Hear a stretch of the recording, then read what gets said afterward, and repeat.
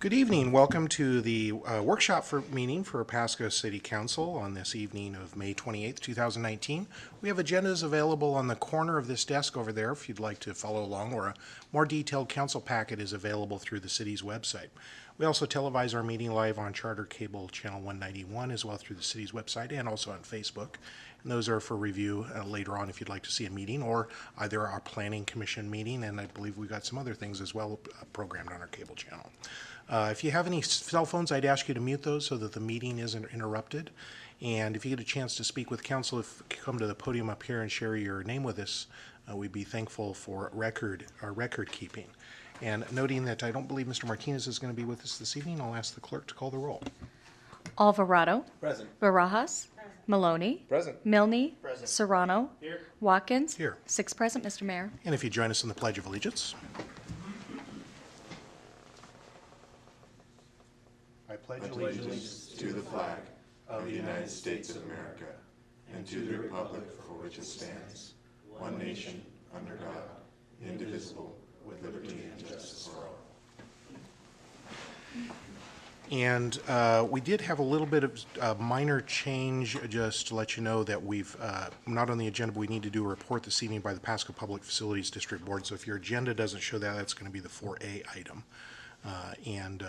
With that, we will usually do interviews for our different boards. Since we're going to do it just a little out of order, we're going to let those folks stay here, and then we'll end up sequestering them in the room when we get to that section on the agenda, 4B and 4C. With that, we're going to go to item 3 still, though, verbal reports from council members. Anybody attend an event or they wish to share with council? Mr. Milne. Thank you, Mayor. Yes, so I had a busy week ahead of me, or last week. I attended on Tuesday. I attended the Hispanic Chamber, and myself included, we actually had representations from all 3 cities. That was pretty cool. Tuesday night, I attended the Franklin County Commissioners meeting, and during the meeting, the issue came up of the processed water reuse facility, and I'd like to give a shout out to Steve Worley. He did an excellent job. It was tough questions, and I think he did our city a good service by the way he answered the questions. And then on Thursday, I attended the groundbreaking for the Columbia River Elementary and Reynolds Middle School. I did check also on our seating at Giza Stadium, which was nearing completion. It was really good with focused seating. Then on Thursday, also I did the Trideck meeting. And then on Monday, which I know Pete Serrano would probably like to mention, I went out and did our Memorial Day at the Pasco Cemetery. And I'd like to give a big shout out to Dan Doda. He did a really good job.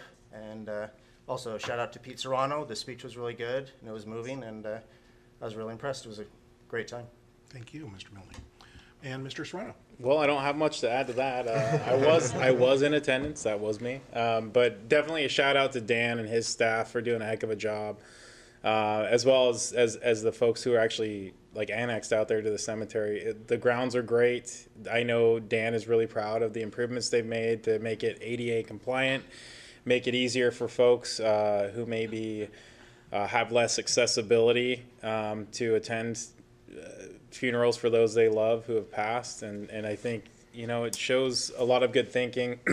Dan was showing me some unusable ground that's going to be a pet cemetery, including some thoughts to maybe honoring our canine units who have fallen. I mean, you know, I think it's a really great, you know, a cemetery usually look beyond other than, wow, it's well manicured and sucks when I have to come here, but it was really a pleasant trip there. And then obviously the whole purpose of Memorial Day, recognizing those who have fallen for our freedoms. You know, we'd be amiss if we didn't recognize those individuals and express our gratitude towards them. And then those the former soldiers who were there present speaking, the Gold Star Mother. You know, it was an emotional event, as it always is. But again, thanks to Dan and his team for doing a heck of a job, and thanks for everyone who participated, whether it was people in attendance or people setting up chairs or, again, people bringing the real emotion. So thank you. Thank you, Mr. Serrano. Ms. Barajas. Wow, now I feel bad for adding anything on top of that. But I just want to say thank you to Steve for taking us out to the tour at the water reuse plant. That was very informational. Thank you, appreciate that. And I do want to make an invitation to the dedication and celebration ceremony tomorrow to the Team Pasco House at 11 a.m. So you're all invited. That's it. Thank you. Thank you, and Mr. Alvarado. Thank you, Mr. Mayor. Definitely a busy season. I was also graced by the sights and smells of the Pasco Water Reuse Facility. I went with, I don't think Councilmember Milne mentioned that, but you had a pretty busy week here for sure. And so, yeah, it was really great just to see the nuts and bolts. I know our Lord, Eric Ferguson was there as well, just to, take it all in as well. And so just very impressive, just the operation that's, the city has managed very well over the years to continue bringing value to our industrial processors. And so that was really great. And also attended the Regional Chamber of Commerce, and where the three superintendents, the three superintendents from the various school districts in the Tri-Cities gave a report of where they're at, and lots of building, lots of kids, but really we see Pasco's growth has a little bit of a steeper curve, and so it was really great to hear from them and how they are really facing the issues of growth throughout the region. Thank you, Mr. Alvarado, and Mr. Maloney. Thank you, Mr. Mayor. Goodness gracious. That's a lot of different things we're up to, aren't it? Isn't it? So I just wanted to just mention that it's Tri-Cities Pride Week, so there's a number of events going along through the community for that, and including Saturday, they'll be in downtown Pasco having a little bit of a festival down there. So, thank you. And actually two more events too, one somber and one another Memorial Day event. Columbia Basin College had its Memorial Day event on Thursday of the week by setting out flags for those who had fallen, and representatives from each of the branches of service, and as well as a speaker in Columbia Basin College features very prominently in our community, especially a program that folks coming out of the service do a lot of work at CBC to go get programs and then continue on. And the subject of suicide and the concept that being able to avoid any service member from joining the ranks of the fallen before their time was a certain theme, and certainly related to Memorial Day, and got to me as well as I think the rest of the audience. Also attended Mayor Steve Young from Kennewick's funeral service on Friday. That was well attended by all Tri-Citians, and his mark on Kennewick and the Tri-Cities was very obvious and celebrated. So kind of a somber event, but also a good event as well. Any other reports? Hearing none. As always, a lot going on in Pasco and the Tri-Cities in any given week. With that, we'll go to item 4 section on the agenda, and first item is related to our Pasco Public Facilities District Board annual financial report, and I also know that a meeting was had recently too. Good to see you, Mr. Morissette. Thank you, Mr. Mayor and council members. My name is Mark Morissette, and my purpose tonight is to couple of items on my agenda: the 2018 financial report, and then also where things are at today for the Pasco Public Facilities District. And I asked Stan, as I'm working through my presentation, I have some notes here, and I'm going to try to stick to my notes to make sure that I don't miss anything. In terms of the Pasco Public Facilities District goes back to 2002. And this year, 2018, and up to the current part of this year, has probably been some of the busiest times in terms of some, what I would have to describe as more heavy decision making. We have gone through public meetings with the Pasco Parks and Recreation Department, but I would have to say this is, getting to this point is getting closer to a culmination of a lot of work since 2002. So again, Stan's going to help me if I get stuck, or if something needs to be added to or subtracted from my presentation, he's going to help me out with that. So the first part that I would like to talk with the council about is the 2018 financial report. Now, I'm not going to go through every page and read to you every number and every word. It's surprising for accountants, even though we deal a lot with numbers, we still like the written word. And so there are plenty of written words in this report, but I'm going to draw your attention to just 3 pages. So those 3 pages are, first of all, the Page 1, where there's a directory of the Board of Directors. I serve as president of the Pasco Public Facilities District. Vice president is Leonard Dietrich, and then there's 3 directors, Spencer Gillette, Caroline Bowdish, and Marie Gillespie. Spencer is also here just in case I get stuck with any hard questions. He promised he would help me out. So go ahead and reflect that in the minutes, would you please? And then on page 10 is the balance sheet of the Public Facilities District. And you'll see on that report there that there's $165,000 of total assets made up of cash and accounts receivable, and there's accounts payable of $138,000. So we have total net assets, or perhaps another way of looking at it is the cash remaining after the bills are paid, and that's approximately $27,000. Page 11 of the financial report is, so government has its own way of describing the headings for financial reports, but I'm a CPA in public practice, and we use words more like income statement, statement of income, profit and loss. So I'm going to use those kind of words to describe what we're looking at here. So this report on page 11 is, there's a column to the far right, which is the 2018 actual numbers, and then the column to the left of it is the 2018 budget. Total revenues that came in for 2018 was $571,000, and total expenditures was $562,000. Now, of the total revenues of the $571,000, that there was approximately $531,000, or 96% of the revenues came through the fractional state sales tax collection.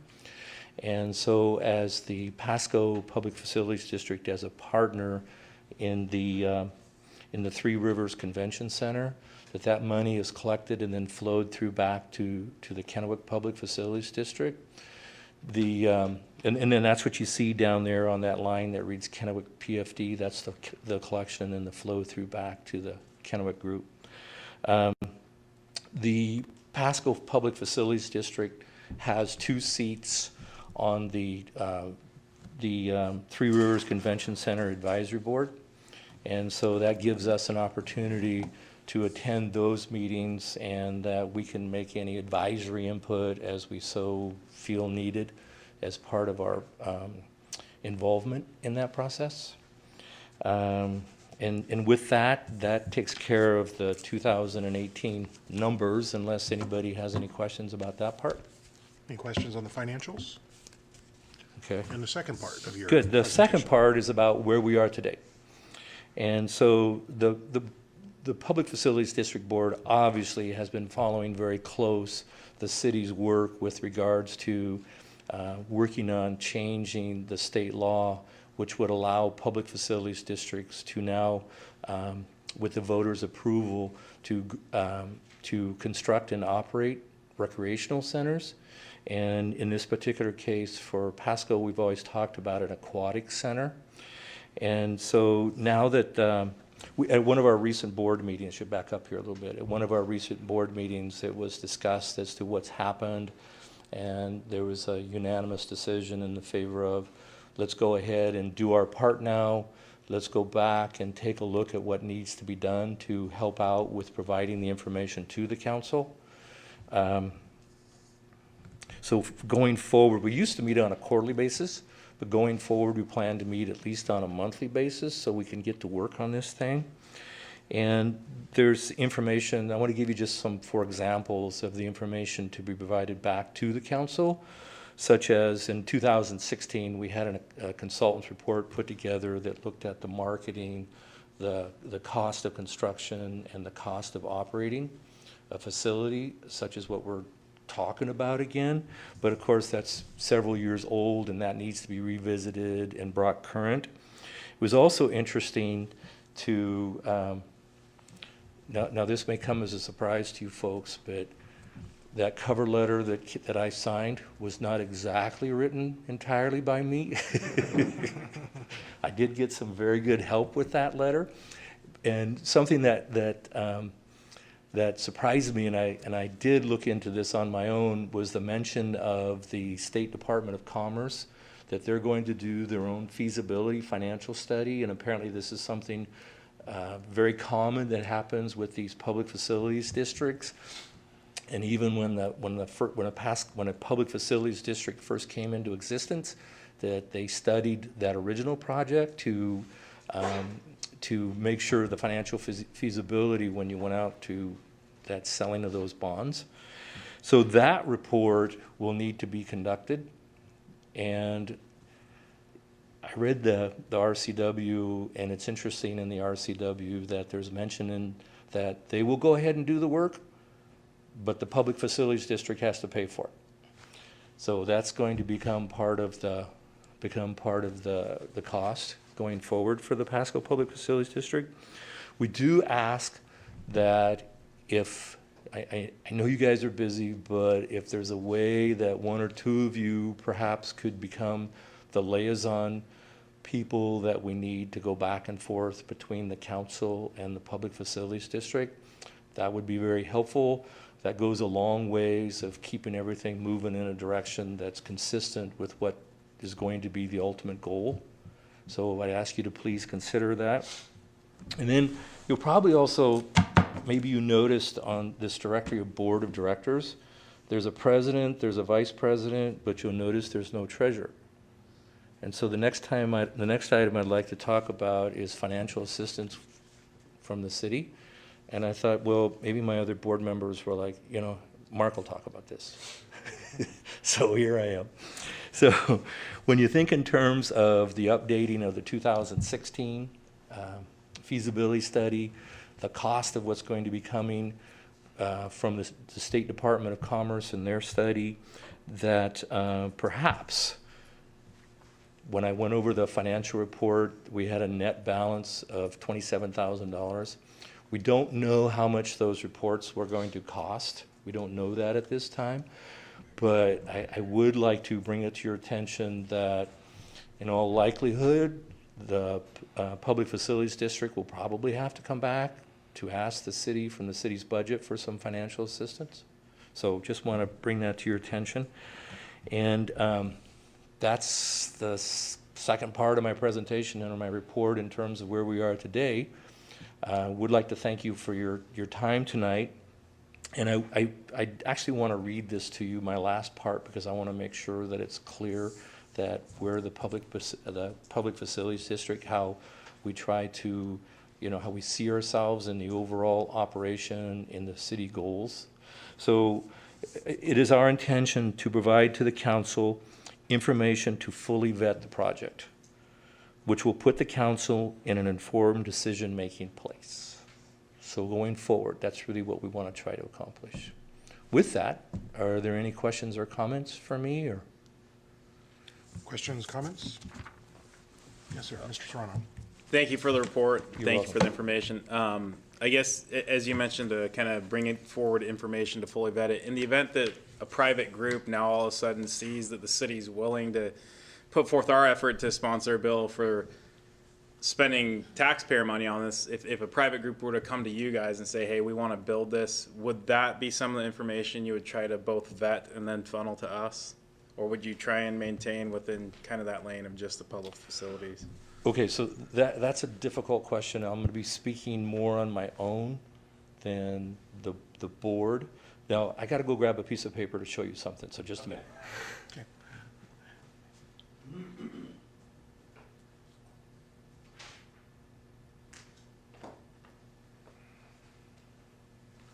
So while I was over there, I did whisper to Spence. I thought you were going to help me out, Spence. Back in 2016, and I'll get to the specifics of your question here in just a minute. So back in 2016, there was this much financial study about how, the wording about how an aquatic center would affect private industry. So part of what we're talking about, the updating of that 2016, is that we need more than that much. And so I want to hold off a little bit on an official board answer, but I do want to answer your question directly. So one of my understandings, so I make my living as a CPA. And one of my understanding is that many times why government has to be involved in these activities is when there's profit, there's federal income tax. And so what happens because of the nature of these operations where, help me out here, Stan, is it, they were projecting back in 2016, was it a 80% cost recovery? 85%. 85, so I missed it by 5. So there's an 80, so it's interesting in the private industry, there's, there's income, expenses, profit. Well, in this example, there's expenses, and then how much cost is going to be recovered from the patrons, the people who come to the operation. So you're looking at a 15% loss. Well, that's going to be difficult for private industry to step in. How can they afford to always subsidize something with a 15% loss? So there's that part. And then the other part is that what can happen in private industry, quite frankly, with the federal income tax, if they are able to make this profitable, that the cost becomes too much to maintain a competitive environment. So that's kind of why you see the private industry not going into this. Would we necessarily discourage it or not listen? That I would have to answer, and I hope I'm saying this correctly, I'd have to answer that question. No, we would not discourage it. No, we would not listen to it. But it is the kind of background information that we have learned, and we're going into this part of our work. Go ahead. Thank you. I appreciate it. And I'm not advocating one position or the other. I just wanted to, you talked about bringing forward information, and I've heard different people say, oh, yeah, we had this potential. And it's like, well, fine, bring them. If you want someone to talk to the PFD, bring them. And I just want to make sure in the event that unicorn reappears, yes, you're willing to open to listen. But I'm excited that we've gotten this far in this process. I mean, very proud of our team that's taken it this far. Thank you. Yeah, thank you. So, Stan, if I remember correctly, we did go through this same kind of a process back in 2016. Yes, we did. We had public meetings with the Park and Recreation Advisory Board as well as the PFD, and did get considerable public input at the time, and met with private industry as well. Yes. And I think, wasn't it Mr. Turway was part of that? Yes. Meetings? Yes. Okay. Thank you. And Mr. Serrano, just echo I think your analogy with if a unicorn does appear, I would think that they're open to it. But also to just augment slightly, I think there's a particular sensitivity to if the PFD does go it alone to not interfere with business. And and that's also, I think when he's saying expanding the couple 3 lines about it, there's probably two elements to that. Yes. Mr. Maloney. Thank you. Let me speak to just one word on that, and then I'll move on to something else briefly. When in the feasibility study, the consultants did look for how much capacity does the Tri-Cities have for aquatic facilities, and a facility that the Pasco PFD could afford, if I remember my numbers correctly, was maybe a third of that. So there's certainly capacity above and beyond, or demand within the community for something larger than. And we can do it. So there's no reason why it would have to be an either-or prospect, at least from my understanding of the consultant's report from 2016. All I want to say is that, thank you so much for having stuck with it for so long to get this through. It's easy for someone who comes into the community to look at this and go, okay, well, next year we should have these things. 2002 was a little while ago to be working on these public facility district and be able to get these projects going. And setting the stage for something like this has been nearly 2 decades in the making. And thank you so much for your service and making sure this can happen. You're very welcome. Mr. Jalecki, yours. Back then I was a little slimmer and I didn't have the white hair. So you can maybe see that in the pictures. So I'm just excited, and I want to just personally thank you for your service. You're welcome. And going back to that 2016 feasibility study and the demographics in those numbers in there, and it's surprising that here in Pasco, when you look at the demographics, how young we are. Absolutely. So a project like this becomes very important. Absolutely. Thank you. Mr. Milling. Thank you, Mayor. Hey, I was there at that meeting in 2016. I know they talked about the loss. They were talking about, $100,000 or more. Is there any update that? I know back in 2016, our minimum wage was a lot different. I assume, do you have any updates on? Are you talking about the 15%? Well, they were actually saying that, if it wasn't run right, it could lose at least 100,000, and they said it could be a lot more, depending on, that's what they were talking, they needed the different exercise equipment and stuff like that to try to offset some of the cost. Do you know? Yes. So part of the project, though, was going to be sponsored by the Public Facilities District. And then part of the project, which perhaps Stan could help out with this a little bit here, part of the project was going to be sponsored by the Pasco Public Facilities District, and then part was going to come through the city's budget. Okay. And so when you talk about I think the weight room, that was going to be over here with the city as opposed to not the aquatic center. Now, in trying to talk a little bit, though, about your question and about those specific numbers, I don't remember specifically, but I will tell you this, that we did ask the consultants back in 2016 that when they took a look at the, what's the word for the features, the various... The amenities. Yeah, thank you, the amenities. So we asked them to take a look at the amenities and rank them from those that would provide the most cost recovery to the least. Okay. And the purpose of that was to try to get to that 85% cost recovery as best as we could. Now, obviously, those numbers need to be updated from them, but that was an intentional part of that 2016 study.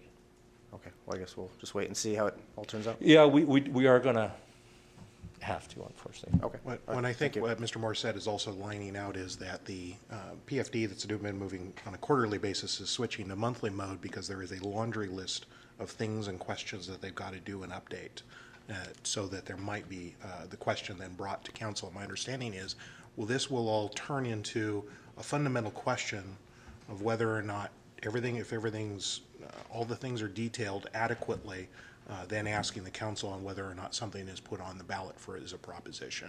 And that's the action that the PFD ends up doing. And if they do, then it goes forward to the voters. And if then it's complete and successful, then it's done according to plan. And so I think a couple of the things he's asking, in fact, specifically, if there could be to help get to that point that something is brought to the council for consideration, is asking for a liaison or two.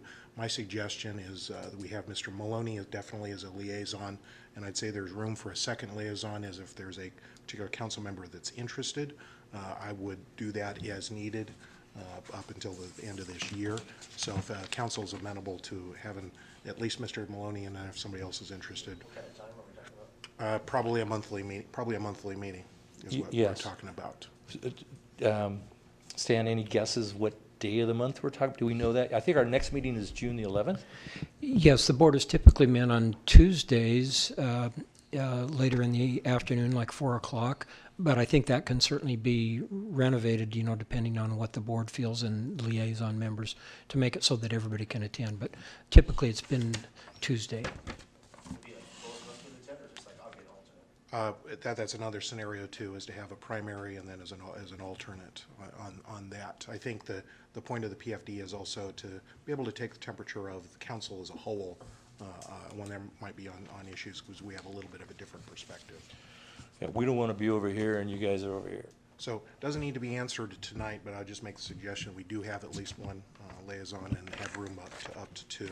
And then the second point too you made, and I think that's kind of a heads up to council, is if we're talking about a large dollar potential thing on a ballot for voters to decide, there is then a question maybe that the city needs to help the operational numbers, which are small dollars potentially compared to the big things. So you're saying, heads up, you might ask for some more money, and it will probably come in the form of staff working on a recommendation of what amount the PFD would need to do to update those studies, to do the operational things, to ask a very fair question to come up with that package. Is that probably a fair approach, Mr. Strubble? Yes, I think once the staff and the PFD board have the opportunity to scope the work for updating the study, then we'll be able to get a price from consultants. We're making contact with the Department of Commerce to see if we can't get an idea as to what the potential cost of that validation study might be. And then, of course, the election costs can be estimated once it's determined what, if any, election the board and the council choose to place the issue on. And typically those kinds of expense dollars would be within Pasco's means, regardless of whether it passes or not. Yes. Okay. So we're not, no dollars tonight, but they're a heads thank up, you. something of that may come. Yeah, I just wanted a couple of things then that, you know, I think back in 2002 when the Pasco Public Facilities District was organized, and I remember Councilman Garrison mentioning this to me specifically, that PFDs do not have the authority to put any kind of a tax measure on a ballot, that's specifically reserved for the council. And I remember Council Garrison mentioning to me pretty strongly, we don't want you guys wandering around out there on us. So, and then also with Mr. Maloney coming, being the liaison, that if I remember correctly, you were the treasurer before, weren't you? I was. So we can, you can ask for the money next time. Thank you. Well, I am interested in this project. I just, Okay. you know, Why don't we talk after the meeting, and we'll sort it out. So I think we're going to get you answers to at least a couple of your questions, and I think we also know you have a laundry list of things to do and are happy that you are going to shift to a monthly basis for your meetings and do all those things that are going to be a lot of work, and appreciate to staff working with you. We're poised, and I think we've said before at those meetings, we want to do this one right. Yes. And ask the public And- once on this one. And Mr. Milne, with you being back there and being involved in 2016, what you bring from that previous experience can be very helpful. So I would encourage you to be there on a full-time basis. Well, I think I just answered the questions. Why don't we have two liaisons? It'd be Mr. Maloney and Mr. Milne. Yes. Okay. Thank you. With Okay. that, All thank right. you, Mr. Morissette, and Thank you. thank the PFD board too. And you're not the only person who's been here since 2002. Those thanks go out to Mr. Gillette and Yes. Mr. Dietrich at the very And Mr. least. Dietrich, yes. And you've got two newer members too that I know are excited and probably a bit overwhelmed.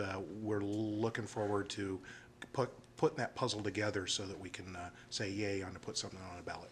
Thank you very much. I look forward to coming back before the council again. Thank you. Thank you. Bye.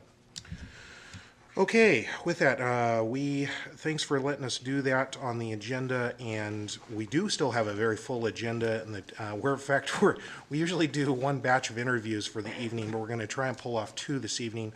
The first related to the Parks and Rec Board, and we've got one interviewee tonight. Well, that's going to be really easy. I'll go ahead and say that it's okay to leave the Planning Commission interviewees here until we go to the next section. And let me be quite blunt about this too. We have two positions and one interviewee tonight. We're going to get to know this person and see if they're a good fit for Parks Board, and I think we asked the amount of questions we need to do that. And good evening, sir. And good evening. Out of turn, you must be Braden Leidy, Leidy, yep, and I pronounced that roughly correct. you did. And Mr. Leidy, thanks for coming down tonight, not only Thanks for having to come down tonight, but also to give your time to be on the Parks Board. And I have just one really basic question. Sure. The Parks Board meets on what day of the week? Thursday? And it's like the second or third Thursday of the month? First Thursday of the month. At what time? Is it 4:30? I think it's 5:30. 5 o'clock. Okay. And if you were chosen, would you be able to attend all those meetings? Yes. Then that's the perfect answer, and I'm going to go on and I'm going to ask, actually, any council members, start off with Mr. Maloney if you'd like to ask any questions. Go through the normal process. I would suggest that we don't have to go through it all if we don't need to. Get a sense of whether or not this would be a good person for. Okay, I like this question, so Go I for do it. actually, I'll use one of the prepared ones. This is a very intelligent staff person who managed to put this together. So, thanks for coming down, and thanks for offering to serve on a volunteer basis for us. I really appreciate that. So my question is, should the city have its own park facilities, or should it collaborate with other agencies to provide recreational facilities?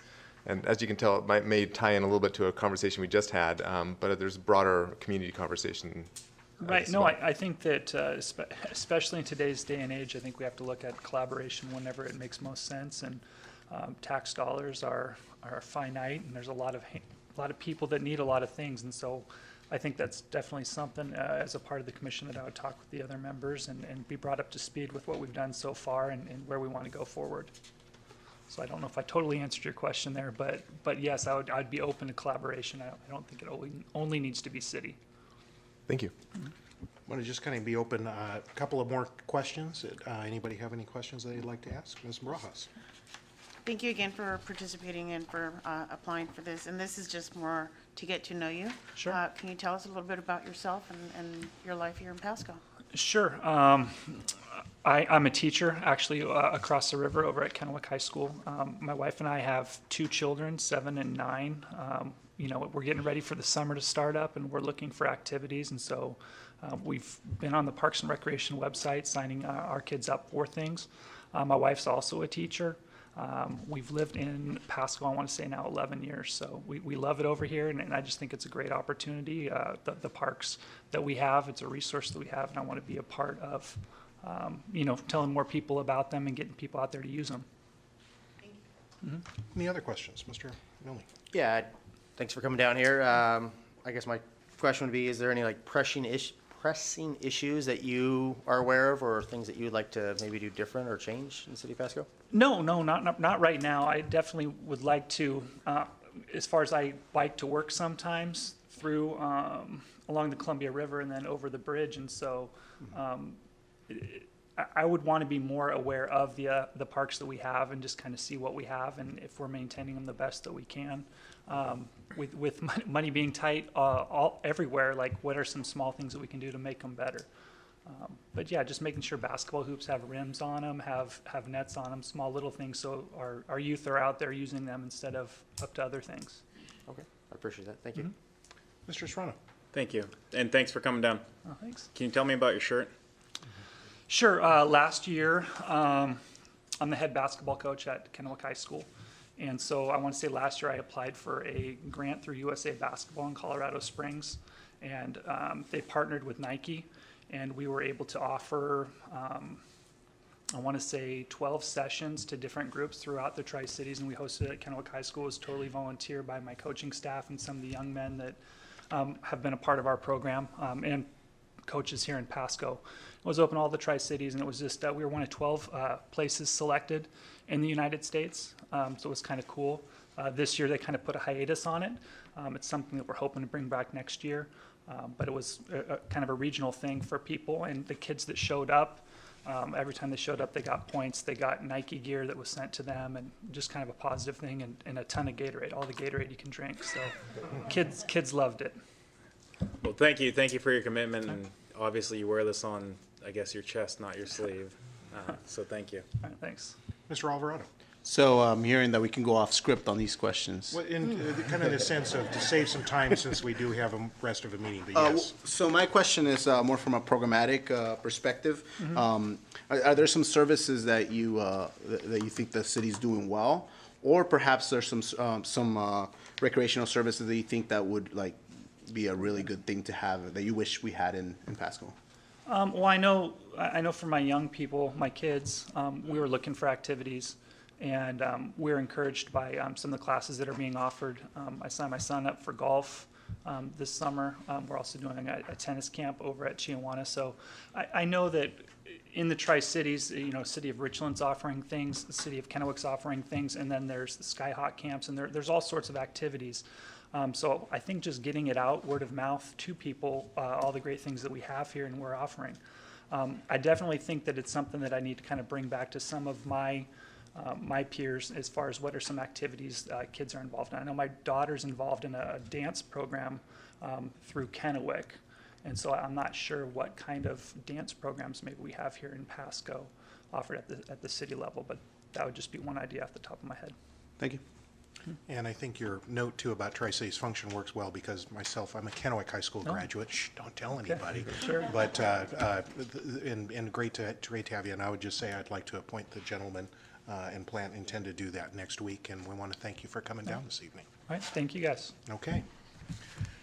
With that, probably as a follow-up, we did not have a ton of people apply specifically for this. This might be one we'll weigh whether or not we can go another year since it is an advisory board, or whether or not we need to do a special advertisement to fill in, say, mid-year. So I think we'll work with staff on that one. With that, we're going to go on to our next batch, and this is related to the Planning Commission, and in this case, we have 3 vacancies and 5 interviewees this evening, so we're going to have to go on that principle that if somebody interviews, they're not going to be able to know what the questions are in advance. I believe we have, excuse me, we have 3 interviewees? Okay. Well, we're going to, since it's just not one candidate, we'll go ahead and do the first one that's going to come up. And I'm looking ahead, and that is Jerry Corcoran. If Jerry's not here. Well, we have Ann Jordan in the room, Ann Jordan Mr. is the Mayor. first one, okay. So, Ms. Jordan, if you want to come on up, and we want to thank you for coming down this evening. And this one will be a little bit more formalized since we have multiple folks. And we want to, but the story is the same. We want to thank you for coming down. And Planning Commission also has some decision-making authority within it that relates to the city. So I'm going to, besides asking the question of the date and time that the Planning Commission meets, which I believe is on a Thursday. So Thursday at 7 p.m. I believe it's the third Thursday? Third Thursday, 7 p.m. If you were to be chosen, would you be able to attend all of those Yes. meetings? Okay. The second question I will ask in this particular board, if you have any contracts or family members have relationships with the city in any way that might potentially be a conflict of interest? No. Okay.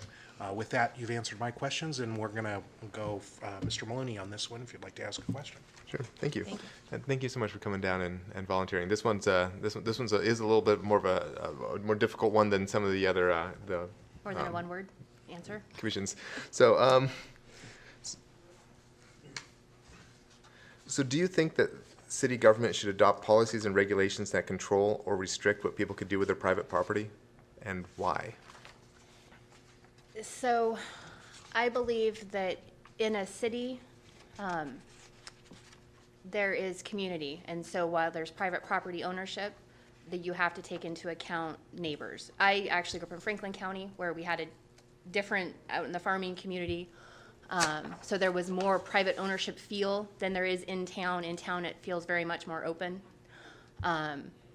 Clearly, there are government policies, procedures, and laws that affect private ownership, and that has to be taken into account. So there is the possibility where government does come in and take property, but it has to be done the proper way.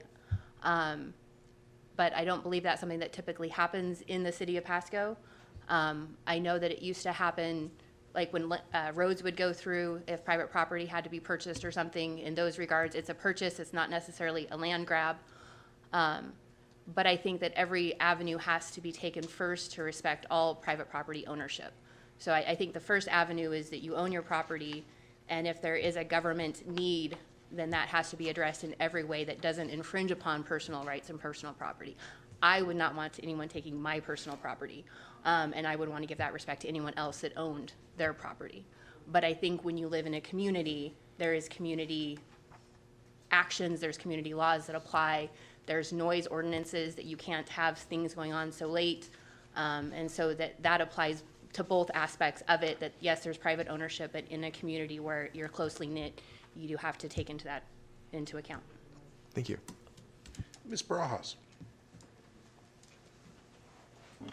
Thank you, Mayor. Thank you for applying. Thank you for being here. Thank you. My question to you is, many planning commission actions can influence the value of a specific property. So the planning commission's process must be fair as possible, like you said.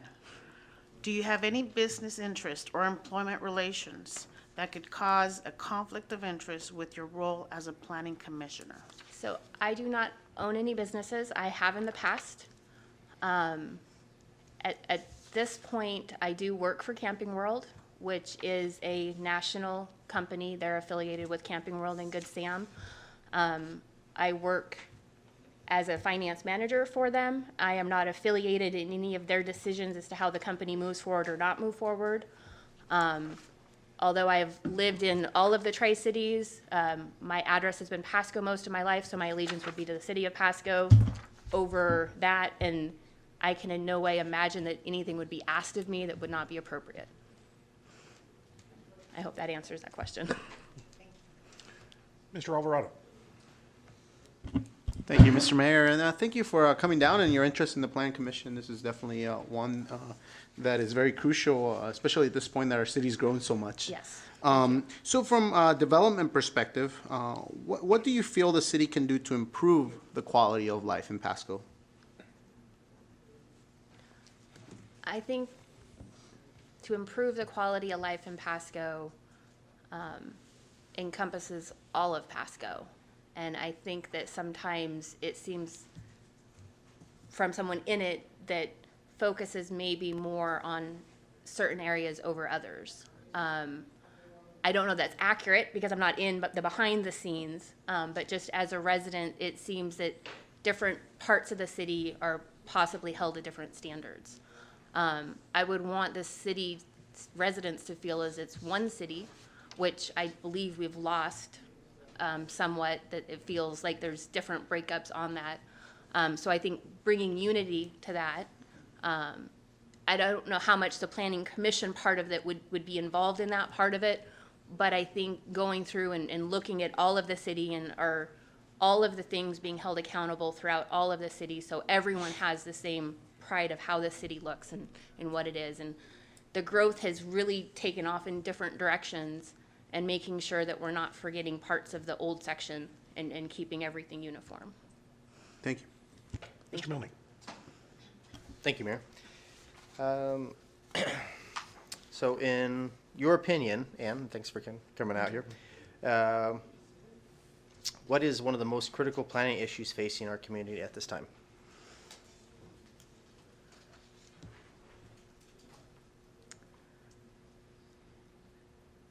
Well, without knowing what's on the actual agenda, I would think that the planning difficulty would be the housing growth and having the school balance and the road balance and the housing growth make sense. We have areas with incredible traffic flow issues, and in balancing to make sure that we have the right companies coming in to balance revenue and to balance structure and to make sure that the layout is a way that is set right, that we have residential areas where kids can go and play and not worry about too much traffic, but we also are attracting in the right commercial businesses that are needed in order to bring in the growth that is needed to provide the revenue, and that balance in that to make sure that it's all thought out with a long-term plan. Okay. Well, thank you. Thank you. And Mr. Serrano. Thank you, and thank you for coming down here. So why the Planning Commission? So I think I applied for a couple months ago. This one in particular, because I have a unique set of assets that I bring as far as my history. I have been a business owner. I have worked in insurance. I have worked in banking. I have worked in a finance department. I've been in a senior management position, but I also worked my way up from where I was. So when it comes to accomplishing something, although I might not be familiar exactly with something, if you hand me the paperwork and let me talk to people for a little bit, I can get a really good idea of what's going on. And I can also convince people when we do an agreement that this is the way we're supposed to go. People are open to talking to me. And so I believe that in that position and in looking at the community, I've reached a point in my life where it's time to start giving back and to start working forward. I live in Pasco. My kids are growing up in Pasco. Second generation Pasco High, sorry.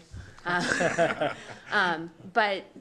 I want to impact it, and I think that I have the background to be able to sit on that committee and make an impact and understand what's going on and to be able to do something going forward. Thank you. Thank you. And if you don't mind a follow-up, and I appreciate your candidness too. You started to allude to something that I get the impression there's something that didn't quite go right in Pasco or made it so that it feels like different areas of town are done differently. Is there something specific in your mind that something we should have done differently or better? I don't know that it's done wrong. I think that a lot of the growth, there's a lot of new Pasco and there's a lot of old Pasco. On my way here, I kind of took a long around trip into a part of Pasco that I don't go in as often. I grew up going there a lot. With my dad being a farmer, I was down at John Deere, New Holland all the time. It doesn't look the same. And I just would want everyone to have the same feel and the pride of that part of it. And that the city would be putting, that we would be putting the same effort into every part of it.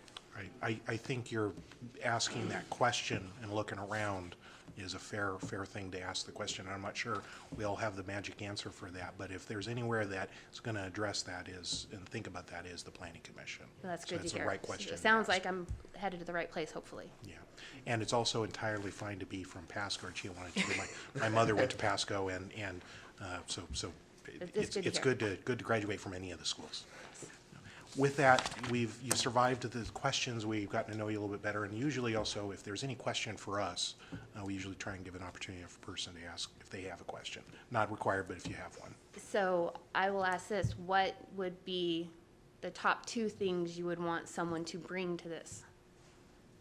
And I'll ask that And that's going open. to enlist a lot of varied sorts of things. I think it's a person who doesn't necessarily know all the answers, but is going to be a quick study.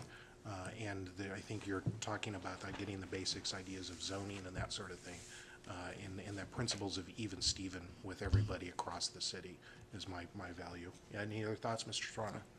Just have the time and willingness to do your homework. Some of the packets that they see, some of the issues they get require a deep dive.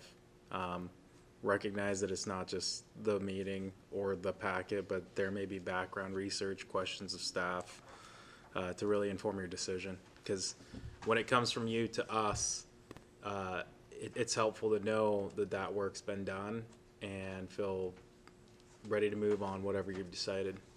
Okay. Mr. Alvarado? Yeah, I would say the impartiality and just making sure that you look at things very objectively. You'll all be serving in what they call quasi-judicial capacity, meaning you kind of serve as almost like a judge, and so you got to make sure you're very impartial and don't have any communication outside of meeting, things like that. So very professional kind of way of dealing with people's property and potential property. Yeah. And Mr. Alvarado served on the Planning Commission prior to So he council, knows. so he knows. Okay. Great question. Thanks Thank for you. coming down this evening. And as mentioned, there's 3 slots. This is a mayoral appointment with confirmation by council. My intention would be to make a decision so you get notified by next week. Fabulous. Thank you very much. I Thank you. appreciate your time. Thank you.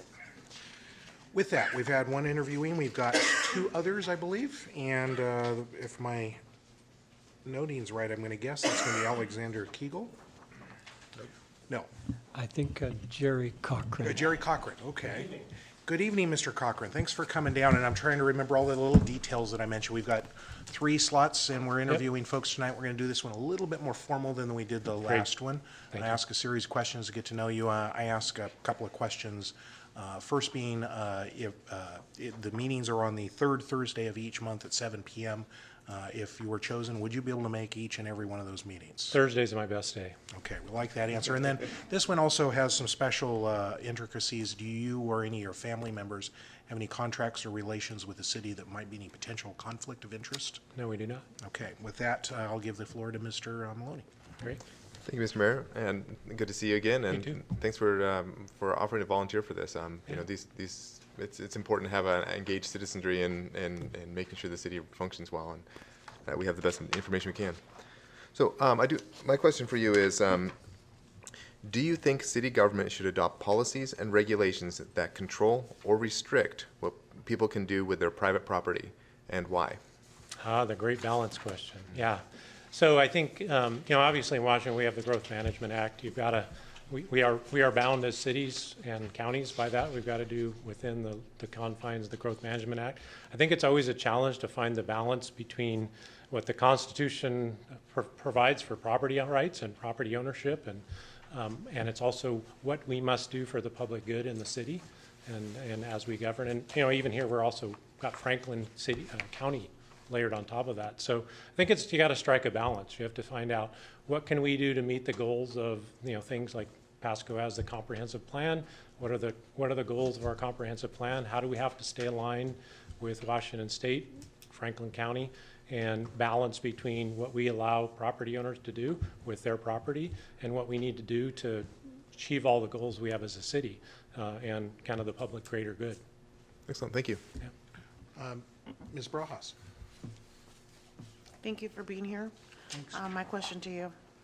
Many of the planning commission actions could influence the value of a specific property, so the planning commission's process must be fair as possible. Do you have any business interest or employment relations that could cause a conflict of interest with your role as a planning commissioner? No personal connections with contractors or the construction trades. I work at Pacific Northwest National Laboratories over in Richland, so my business doesn't have a lot of city interactions here in Pasco. So yeah, no entanglements that I'm aware of. Thank you. Mr. Alvarado. Thank you, Mr. Mayor, and thank you so much for your willingness to serve in this board. This is a board that really is crucial at this moment in our history as a city that's looking to expand so much more.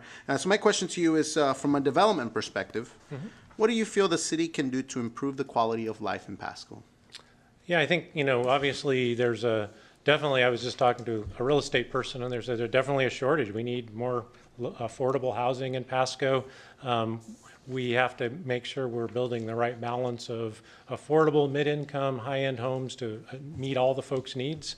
But we also have to make sure that we're not killing ourselves with traffic, right? In terms of, we want to, I moved 2 years ago from the west side to escape some of that. And so if you think about where I came from in the Seattle East Side, Snohomish area, one of the things is they allowed lots of development, but didn't improve facilities, roads, and the traffic is just horrendous. And so one of the things what we have to do from a development perspective is meet the needs of what we're trying to achieve as a community, but also make sure that, we're having our developers help us with infrastructure cost, expanding the roads, expanding utilities, growing as a city with what we have to do for utilities to support those new developments. So it all goes back to that balance again of developing, but at the right pace. And obviously, I live over in the kind of the Court Road 68 area, and I look at, what's going on up in Court Road 68, Burden, and up there in that area. It's like, okay, we're starting to get to there where you have to watch about what are we doing with development and traffic and all those things. And so making sure that we, even though we're doing things like that, that even if you think of Road 68, that we're learning from those experiences and say, okay, now when we do Road 100, what are we going to do different so Road 68 doesn't happen again? So it's all that balance again. Thank you. Yeah. Mr. Milne. Thank you, Mayor, and thank you, Jerry, for coming out. Yeah. Like your attire, we seem to kind of match there. Yeah. You can get the same pin there, or close to it. So yeah, in your opinion, what is one of the most critical planning issues facing our community at this time? Well, I think it's kind of what some of the things we've talked about is just kind of trying to meet the demand for housing and growth in the area and bringing growth into the area and mixing and balancing that with, what are we doing along the shoreline for parks? What are we doing for facilities? What do we, I could use another grocery store in my neighborhood, but, we have to balance that with. So I think just all the demands that we have for ourselves as a community and the population has and the growth demands of us, how do you balance all those different factors where I want a hospital, I want a school, I want a good road, I don't want to be stuck in traffic at a light. And so those are the tough challenges that the council as well as the planning commission really is going to have to tackle as we grow. So true. Thank you. Mr. Serrano. Thank you, and thanks for being here. Yeah. So why the planning commission?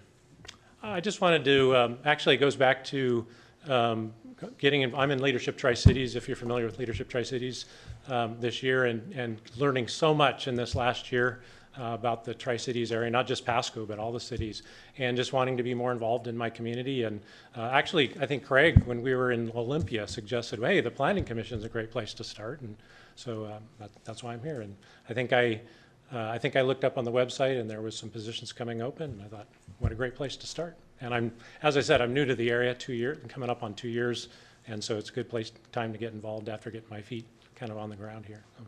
Thank you. And I got to ask, is you're the first planning commission candidate I remember that has said the words Growth Management Act before. But I'm from the west side where we're really, really familiar with that. Okay. Because of the pain it creates for us. I Actually, it's not the Growth Management Act, it's the interpretation of the Growth Management Act. Clearly, you know your stuff on that, and I've seen it. I didn't know CISOs had that kind of experience. So it was That's just great to part hear of my from you. life. Yeah. We also kind of traditionally, if you have any question for us, we take our best shot at that. If you haven't, not required, but if you have anything that you're interested Yeah, in. I'd be interested in just, quickly, what are some of the challenges that you see planning commission members face with what their role is over the period of their term? Well, I think Mr. Alvarado, since he was a planning commissioner himself, Awesome. put him on the spot. Do you have a thought on that? Well, I think, you have a whole slew of information coming at you. Yeah. And so making sure that, planning commissioners take the time to read the packets and making sure that the things that we bring back are, sometimes there's no questions to be asked, but they can seem a little monotonous. I know we changed things too with including a, what do we call it, a hearing examiner. And so, but I think, there are some times where things can seem a little repetitive, and so just making sure that you take the time just to read between the lines about what the reports actually say and what the impacts would actually be, because sometimes it's easy to just kind of sit back and okay. So I think that would be one of the things that I've observed, and certainly those documents can get a little dry. So just seeing that there are buildings and things going up because of that. Mr. Maloney? Thank you. Thank you. The one thing I would add is we have recently moved to a hearing examiner, as Mr. Alvarado had mentioned, and that will actually shift fairly dramatically exactly what the role of planning commission is, and so that is just getting rolling very recently. So it's actually stepping into a planning commission that is a little bit, I assume, is going to be a little bit in flux. We don't, in terms of what roles and responsibilities the planning commission has, the hearing examiner has, and council has. Some of those have been shifted around a little bit, so there'll be a little bit of a flux as a part of that I think that certainly this council has decided will be the best for the city. Thanks. Opportunity to invent. There you go. And we want to thank you for coming down this Thank evening. you. This will be a mayoral appointment. My plan will be make a decision by next Monday, and then that'll be ratified by council. And also want to just say congratulations on graduating Leadership Tri-Cities. You've got several three members here that are LTC graduates as well. Yeah. Thank you for everyone's time. Thanks for coming down. With that, we are through two. We're going to do a third interview this evening and inviting the gentleman up. And since we're out of order, I'm just going to ask your name, sir. My name is Alejandro Romero. Alejandro Romero. Good to see you this evening, sir. And thanks for your patience in waiting. You're the one who drew the last straw. We appreciate your patience. You're welcome. And a little bit different in this format in that the Planning Commission, we ask some additional questions to get to know you a little bit better and ask sort of Planning Commission specifics. I do start out with a couple of basic questions, though, too, is those meetings are on the third Thursday of each month at, I believe, 7 p.m. If you were chosen, would you be able to attend all of those meetings? Yes. Okay. With that, I also asked, too, if you or your family have any contracts or financial interests in the city that might be any conflict of interest that you're aware of? No. With that, I've asked my two questions. I'll go give the floor to Mr. Maloney. Thank you, Mr. Mayor, and thank you so much for coming down. This is one of the not just more critical but more difficult boards to serve on, so I appreciate you volunteering to You're welcome. serve. Oh, great. So my question for you is, do you think city government should adopt policies and regulations that control or restrict what people can do with their private property, and why? Wow. Okay. That's let's see. So the question was, do I think the city should create policies that control? That control and restrict what people can do with their private property. For example, their residence, their yard, that sort of thing. Oh, no, I don't believe. Okay. I don't believe that should be the case. Yeah, I think people should do what they want with their property. Can you explain a little more as to why you believe that? Let's see. Okay, actually, I just I think that I think people want that control and to be able to do what they want with their place and. So. Let me follow up, because there's a bit of it's a loaded question in a bit. So okay. I'm going to exaggerate for effect. Do you think a person should be able to set up a hog rendering plant in their backyard that smells so that the other neighbors would be really bothered by it. Well, no, if the neighbor is, if it impacts, the neighbors, and then no, yeah. And I think on the other end of the extreme is forcing people to you're going to have only one kind of landscaping. That's probably a little too extreme. And I think what we're kind of trying to find out is where's the magic balance of being of neighbors working together and being able to do certain things and still work in harmony. So that's kind of probably be a recurring theme as we ask questions too. And I think I would work with the other rest of the planning community to find that balance also. Yeah. And let me just suggest too, as you go through all the questions, if you want to come back and revisit that one, that'll be an opportunity if you think about it too. All right. So with that, Ms. Brajas. Thank you, Mr. Romero, for being here and applying for this. My question to you, it's a long one, so bear with me. Many planning commission actions can influence the value of a specific property. So the planning commission's process must be as fair as possible. Do you have any business interest or employment relations that could cause a conflict of interest with your role as a planning commissioner? No, I do not. No, I do not have any business or finance interests. And you work in real estate, correct? I do work in real estate, yes. I didn't think that would be let's see, I was thinking, because I've been thinking about, my work in real estate and how, it keeps me just aware of just, how the cities are growing, and also uses helps me to develop my foresight and what, where I think, the city's going to be growing next, and so I look at it as an asset to being on the commission. And Mr. Alvarado. Thank you, Mr. Mayor. Thank you. And thank you, Mr. Romero, for taking the time to apply for this position and your interest. This is a pretty important commission because we're looking at a lot of growth in the coming years, and how do we manage that?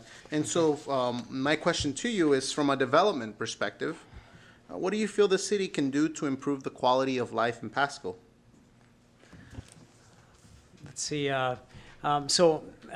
Just to give you a little bit of background about myself, I've lived in the area since the 90s, and I remember when the population of Pasco was 19,000. So, it's tripled now.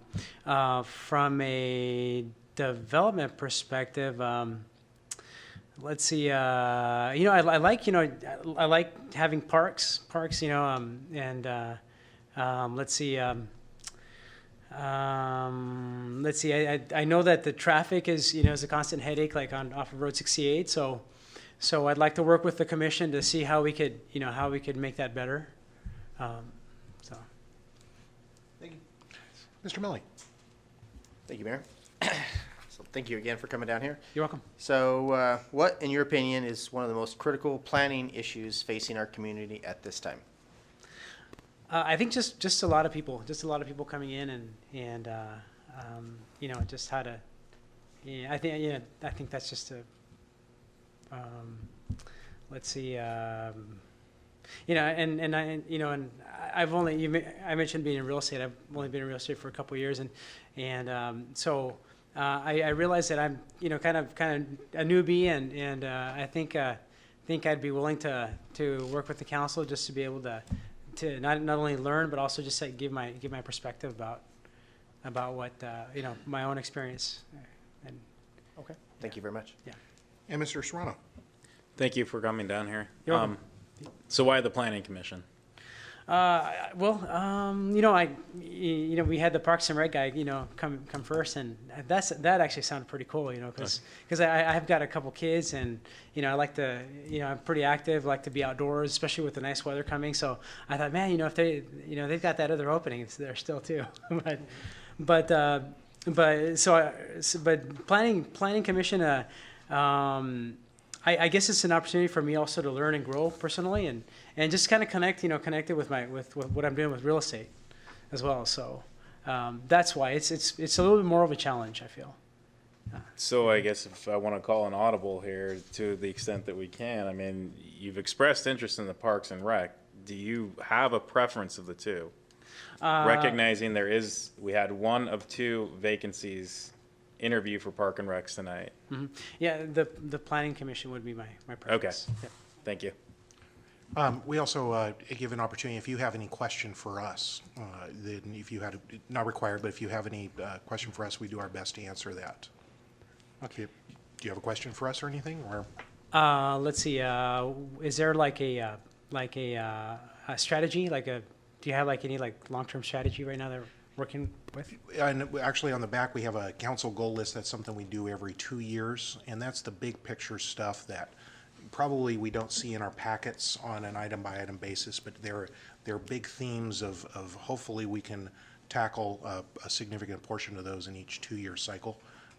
And the council does a retreat once every couple of years for that, and I'd say that's the recipe list for what we check in to see how we're doing is certainly one thing. Other thoughts, Mr. Alvarado? Yeah, if I could add to that, the comprehensive plan is the guiding, kind of vision of the city long term, and so that would be something, if you're really interested, crack open and spend a nice afternoon. Okay. And I think he hits it on the head too, particularly for Planning Commission, because so many of the things are based in and around of the comprehensive plan. So yes, that's absolutely right. Well, with that, we've gotten a chance to know you a little bit better, and I, as mayor, will be making an appointment coming up for next Monday, and that's ratified by council. We want to thank you for coming down this evening and sharing some time with us and getting to know you a little bit better. Likewise, it's good to see some familiar faces, and I look forward to just being able to to make Pasco a better place with all of you guys. Okay. All right. Thanks. Thank you. And with that, appreciate the council's work in that. So if you have some thoughts on candidates, that sort of thing, talk with me after the council meeting or email. My intention would be to make a decision. So it's Tuesday, usually on Wednesday. I'd say tomorrow or no later than Thursday morning, kind of thing, because we usually like to notify people and make sure that it's in the packet. We're going to go on in the agenda, and I believe we go to item D, update on our business licensing program. Ms. Sigdell. Evening, Mayor and Council. If you do not mind, I have the next 2 agenda reports, and I have one PowerPoint presentation since they build on each other. So we're going to kind of go in through both of them. Yes. Great. So as you remember, back in 2017, Business License Bill HB 2005 was passed. And what that bill required for all cities that have a general business license program to go through business license services, which is ran by the state of Washington, and also adopt a standard model for business licenses throughout all of the cities in Washington state. I'm really happy to report that we are in compliance with both of those components. We partnered with BLS and implemented the business license program with BLS in March of 2018. And later in 2018, if council remembers, we also implemented the standard model business license threshold, which was recommended to us by the work group put together by Association of Washington Cities. And what this has allowed us is to have a new simplified billing structure. We had quite an extensive a la carte model, which was a little bit hard for our customers to understand. And so now what we have is a base fee and a fee per employee, or a full-time employee. A year in review, in terms of our experience and feedback from our customers, they're already familiar with BLS. If you own a business in Washington state, you're already getting the state's business license through BLS, so it was a very seamless transition for them. In fact, some of the feedback that we heard was how easy it was for them, because instead of having to fill out another form, come to the city hall, they could just add an endorsement as they were renewing their Washington state's business license. Also, like I said, very convenient, but there were quite a few businesses who were not even aware that there was a requirement for them to have city's business license. And now they can just see it as they're getting their Washington state's business license. So we have a lot more compliance with our code. And that leads to an increase in number of business licenses by 55%. Over the prior year, so which is a huge jump. Usually when this partnership with BLS is implemented, their experience has been more 15 to 25%, so this is a pretty big jump for us. However, one of the drawback has been, since our billing structure is based on full-time employees, some of our customers who have not had experience in that, we've had to do some education in terms of what a full-time equivalent means, and we're still working with them. This is unfortunately once-a-year process, so that education is going to take a little bit longer, but we're working with all of our customers on that. So that, I would say, is the only drawback that I can report to you. As we're looking through this in a continuous improvement frame of mind, but also the fact that we changed a lot of our code. It was an extensive change. So we've been taking notes of all of the feedback from our customers, but also what are the implementation challenges that we've had, and if there's any changes that we can make to that. So what you have in front of you in the agenda packet is just clarification of language. Sometimes that helps a lot. Also, we realize that there's two different types of business licenses.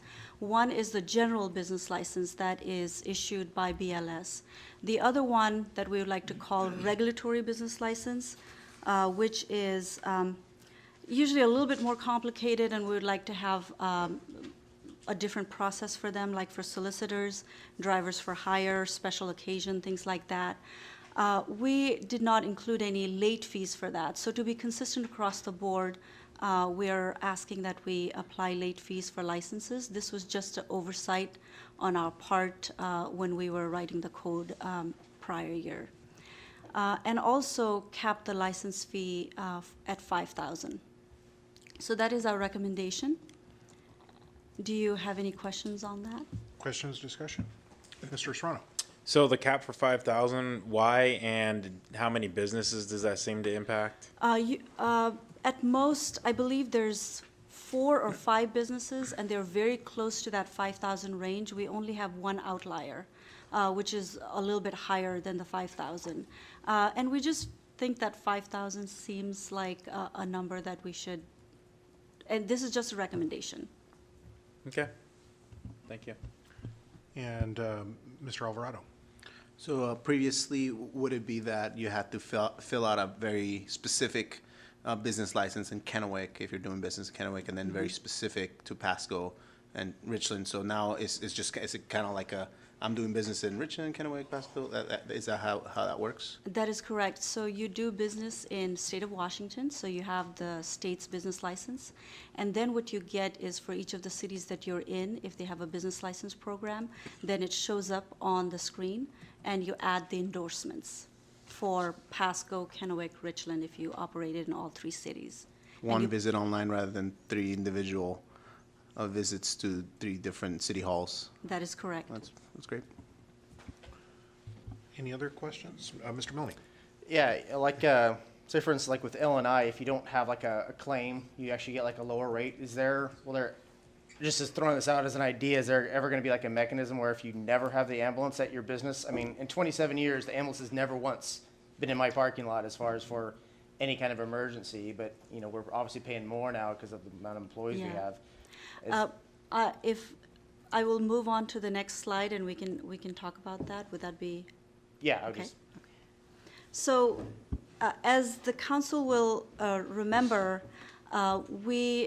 the change in ambulance rate structure was a second step to our business license update, and the reason for that is we needed the FTE information to actually make changes to our ambulance billing structure. And what we did was in prior years, so to speak to your question, Councilman, what used to happen is that we charged commercial and residential facilities just the same. But what we are charging for in that monthly fee is availability cost. So the cost of the fire stations waiting for your call, basically. And we had a 2015 rate study that was done by FCS Group, and there was a recommendation in that rate study that we start charging businesses and residences differently because they create different types of demands. And so that is where we got to this new billing structure that charges commercial and residential a little bit differently. In terms of whether we get a discount for an ambulance never having arrived, it creates a little bit of a difficulty because our residences call an ambulance 0.06 times a year. And so then if we applied that to a lot of other people as well, then our revenue for ambulance services would go down significantly. So that would be a difficult proposition, I believe, especially given all of the conversations that we have around that fund every year in terms of the costs going up and the revenues that are going down. And we have an interesting mix of Medicare and Medicaid patients, which really brings down our revenue as well. And because regardless of how much it costs to transport or serve that patient, we only get for Medicare $550 and for Medicaid $165. But we did implemented a GEMT program, which is a whole thing in itself, that will bring in a little bit more revenue for this program. I'm not against paying my own fair share. Just Yeah. sometimes if a company goes the extra mile and say close their store, then they clean the floors or they move pallets, and block it off. It just Yeah. kind of seems like they should be a little more rewarded versus the guy that's obviously, not being as careful when the ambulance is coming. That was just my whole point on that. Yeah. But I appreciate the explanation. So overall, this has been the biggest and the most challenging for us. Right now, the structure that we have, the billing structure that we have is residential, which includes single and multifamily, and that is charged on each unit. So if you have one home or one apartment, that's one unit. Then you have commercial businesses and industries, which is at your number of FTEs. And what we do is we take those number of FTEs, which is full-time equivalents, and we divide it by what an average house, how many people an average house in Pasco has. And that number currently is 3.18. So we kind of come up with an equivalent residential unit for that business. And then we have assisted living facilities and nursing homes, which would be number of occupants. And then hotels and motels, which does a different calculation with number of, with occupancy and number of rooms. So the experience in this has been that our number of ambulance units have increased by about 14%, which is really good. And if council remembers, we always, we're always trying to make sure we don't increase rates for our citizens and residents too much, and trying to basically make this system equitable and then get revenue so that we're not increasing rates at a higher level for everyone involved was kind of the direction in the past couple of years. And what we've found in this process that has been the most challenging, but I think also rewarding overall, has been how manual it is to take the utility information, because that is where ambulances are billed, and then take the business license information and try to kind of combine all of that together. And that is extremely manual, takes about a month, or last year it took about a month of one of my staff members to do it. We're going to try to make it as automated as possible, but those both sets of data are very different, so I doubt that we will be able to get to a fully automated state. So overall, what we're recommending in terms of changes here is that we clarify some languages just to make it easier. Also, like I mentioned, ambulance fee, any utility fee is the responsibility of the property owner or whoever the meter is in the name of. So right now, all of the property owners have been paying it, just like they do with water, sewer, stormwater. And we're just trying to add that clarification there that ambulance fee would be very similar to that because it's people in their property. And also, given the feedback from the community in terms of assisted living and also hotel motel, there's a lot of back and forth between our staff and the staff from assisted living, but also hotel and motel in terms of monthly updates, things like that, that we're finding to be very cumbersome.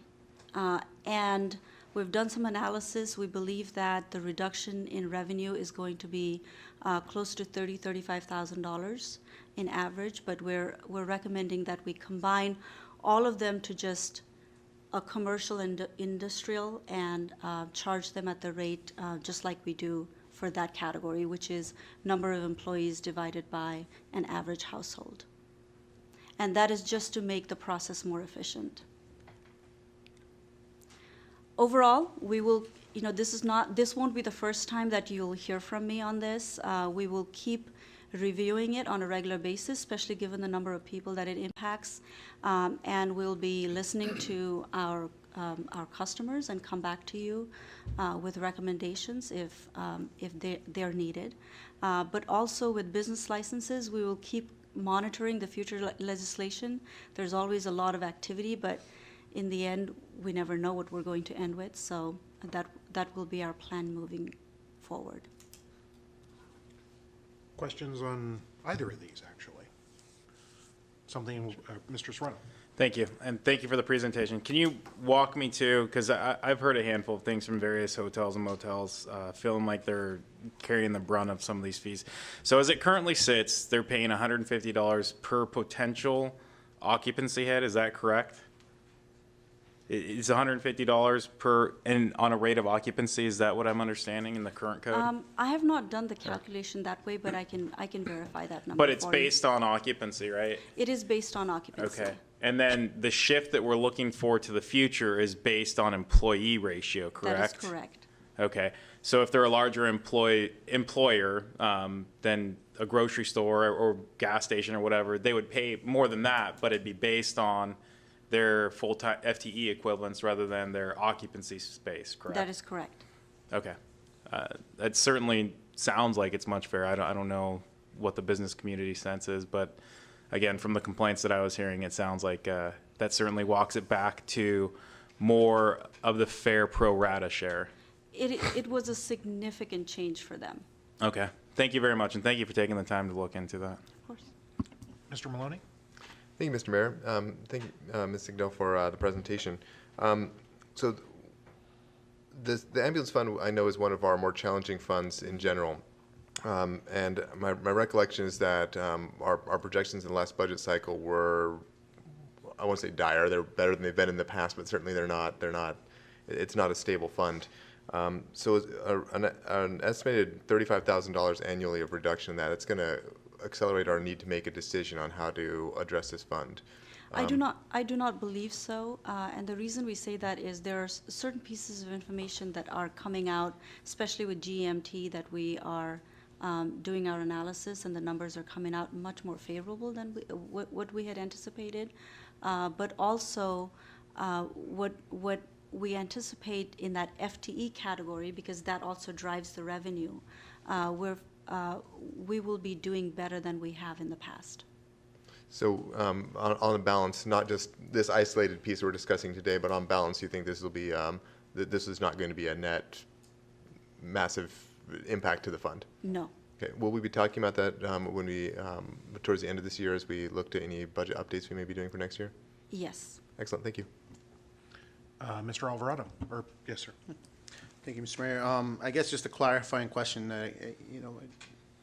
Going through this, I'm not sure if I missed it, but so for let's say a hotel that has the number of occupancy, but they also have a number of FTEs, it would just be one, or would it be both? It would just be one. Be the one. So we would go with the number of FTEs, and basically FTEs or the occupancy? FTEs For a hotel? for the hotel. Okay. Yes.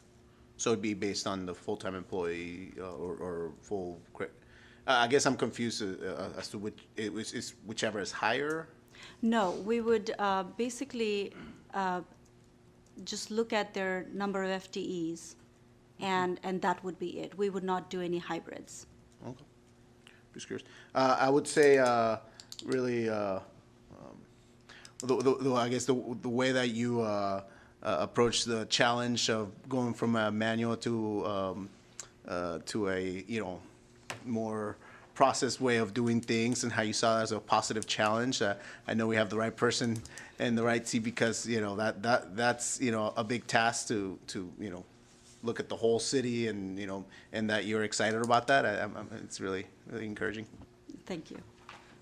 What I'm hearing is that we appreciate both the report, and then would also like to put on the agenda the refinements that you're suggesting, and I think we're also open to future refinements too. And big bite to chew over the past couple of years. It's obvious that it's pretty close to the mark, and appreciate the change that you led us through on this. We really do. With that, Actually, can I ask one more question? Absolutely, So is this Mr. coming Soto. before us next week? Yes. For an adoption? Did I miss how this discusses the FTE component of the hotel motels in the modifications to the ordinance? There Or is might that have not been, directly in there? Oh, it might not be. It might not have been directly in there, and the reason is because it's such a big PMC that if I included everything, it would be pages and pages of Okay. it. So I just included components where we were making changes.